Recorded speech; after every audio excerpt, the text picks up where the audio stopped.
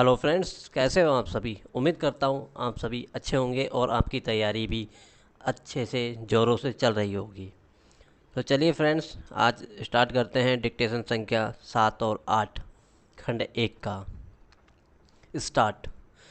अध्यक्ष महोदय, 10वीं पंचवर्षीय योजना पर विचार करते समय सदन के दोनों पक्षों के सदस्यों ने जो महत्वपूर्ण प्रश्न उठाए हैं उन पर विचार किया जाना बहुत आवश्यक है।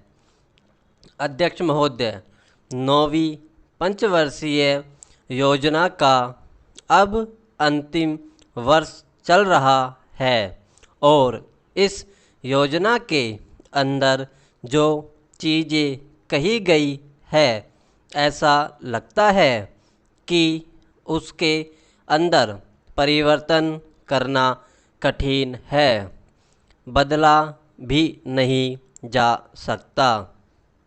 अध्यक्ष महोदय, कुछ चीज़ें की जा सकती है, उसके अंदर आज भी कुल कितना खर्च है यह तय नहीं किया गया, केवल कटौती ही निश्चित की गई है।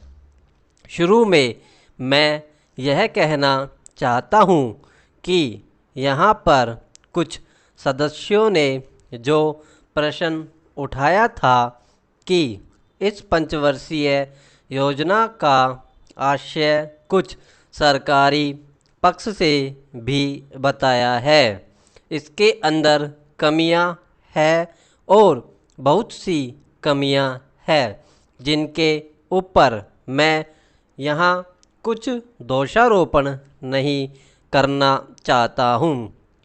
मैं चाहता भी हूँ कि इस तरह से प्रश्न न उठाए जाए तो ज़्यादा अच्छा है। यह योजना सरकार ने बनाई है, यह योजना मंत्रिमंडल ने पहले बनाई और अनुमोदन होने के बाद भी इसमें कुछ कमियां रह गई है, तो यह कमी रहने का दोष किसके ऊपर है। मैं समझता हूँ सदन के सभी सदस्य इसको जानते हैं।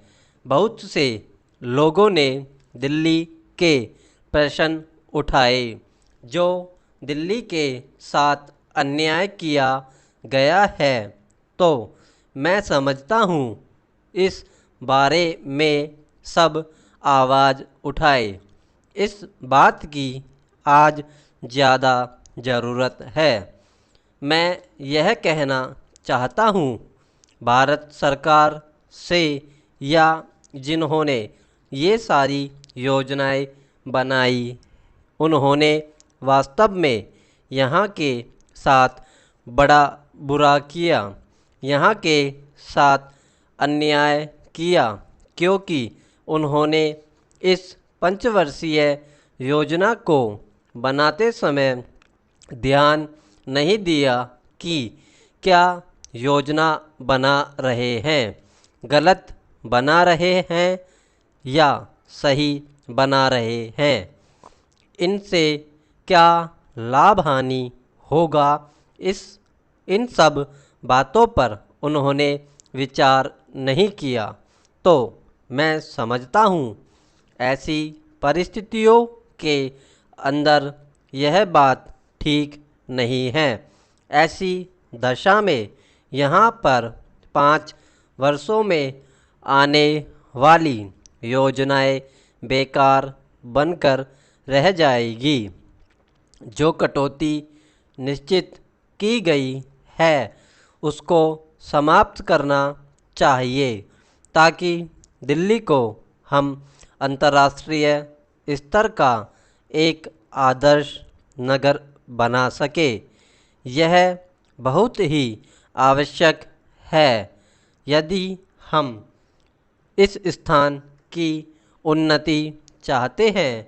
इसलिए अब मैं अपना कथन इन शब्दों के साथ ही समाप्त करता हूँ। उपाध्यक्ष महोदय, आपने मुझे 10वीं पंचवर्षीय योजना पर बोलने का अवसर दिया, इसके लिए मैं आपका आभारी हूँ। आपने मुझे कम समय दिया, इसके लिए भी आभारी हूँ। अभी मेरे से पूर्व कुछ सदस्यों ने हम पर यह आरोप भी लगाया कि हम योजना में विश्वास नहीं रखते।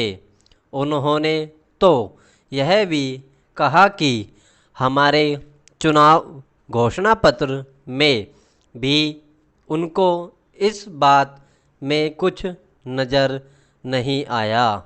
मैं इस बारे में यह निवेदन करना चाहता हूँ कि उन्होंने कोई दूसरा घोषणा पत्र देखा, गलत घोषणा पत्र पढ़ा और उसी को हमारा घोषणा पत्र समझ बैठे। लेकिन मैं यह कहना चाहता हूँ कि हमारा घोषणा पत्र इस समय मेरे पास है। इस घोषणा पत्र में हमारी घोषणा में योजना के बारे में स्पष्ट रूप से कहा गया है कि हम योजना पर विश्वास रखते हैं, लेकिन ऐसी योजना पर विश्वास नहीं रखते जो जनता के दुखों को दूर नहीं कर सकती, जो जनता के कष्ट दूर नहीं कर सकती। आज तक जितनी भी योजनाएं बनाई गई है, जिन्हें हम पहली पंचवर्षीय योजना, दूसरी पंचवर्षीय योजना और 10वीं पंचवर्षीय योजना आदि कहते हैं, और उन योजनाओं में हमने जो कुछ निर्धारित किया उनसे हम जनता के दुखों को दूर नहीं कर सके और जनता के कष्ट दूर नहीं हुए। इन योजनाओं के परिणाम भी हमारे सामने है। बड़े बड़े अनुभवी बैठे, उन्होंने योजनाएं बनाई, लेकिन योजनाएं ठीक प्रकार से कार्यान्वित नहीं की गई। उन योजनाओं में काफ़ी दोष थे, जिनके कारण ये योजनाएं लोगों के दुखों को दूर नहीं कर सकी। लोग दुखी ही रहे। मैं यहाँ पर कहना चाहता हूँ कि जो हमारी योजना थी उसका परिणाम क्या निकला।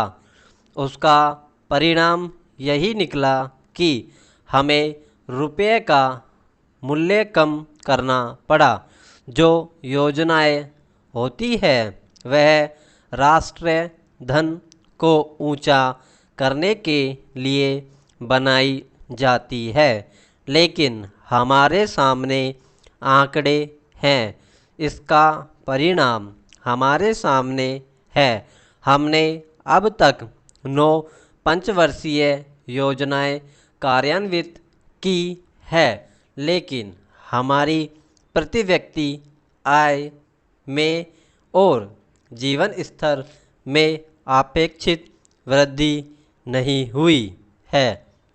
यह दुख की बात है। मैं यह कहना चाहता हूँ कि हमारा ऐसी योजनाओं में विश्वास नहीं है जो जनता के कष्टों को, जनता के दुखों को दूर न कर सके।